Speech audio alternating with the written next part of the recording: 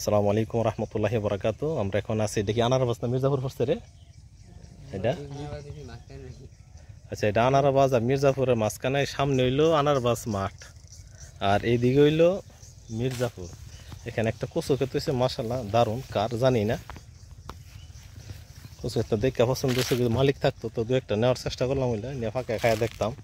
দেখেন সাইজগুলো কত সুন্দর, মাশাআল্লাহ অনেক বড় কচু ক্ষেত্রা।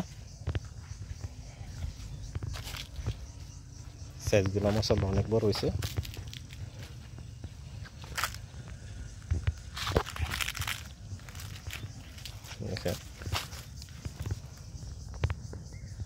এটা লতি না, এটা মনে হয় কচুই খা, শাক মনে হয় এটা শুধু।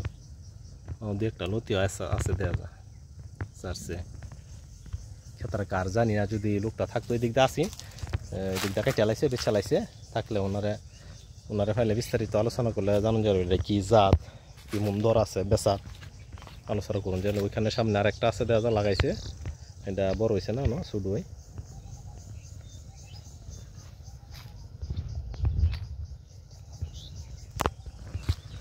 এই যে একটা লতি দেখা যাইতেছে বেরিয়েছে গাছ থেকে। ওই যে এটা লতির ইয়া না, এটা শাক খাওয়ার।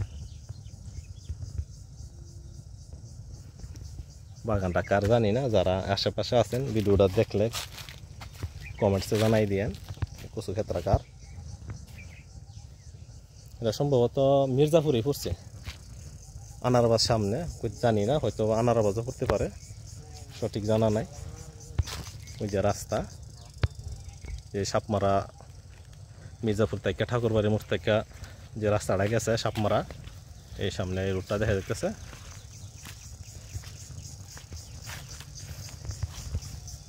আমরা যাইতেছি সামনের দিকে।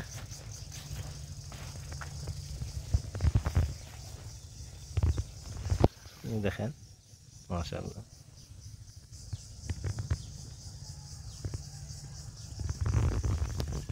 পর সাইডে আছি কচু ক্ষেতের।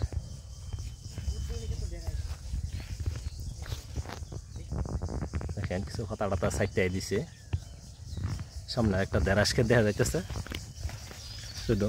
আর এই টমেটো দিয়ে লাগাইছে দেখা যা, যে টমেটো ধরছে। দিল দেরাস ক্ষেত, আমরা দেরাস ক্ষেত বলি ভেন্ডি। দেখেন ছোট ছোট গাছের মধ্যে ধরে লেছে ভেন্ডি।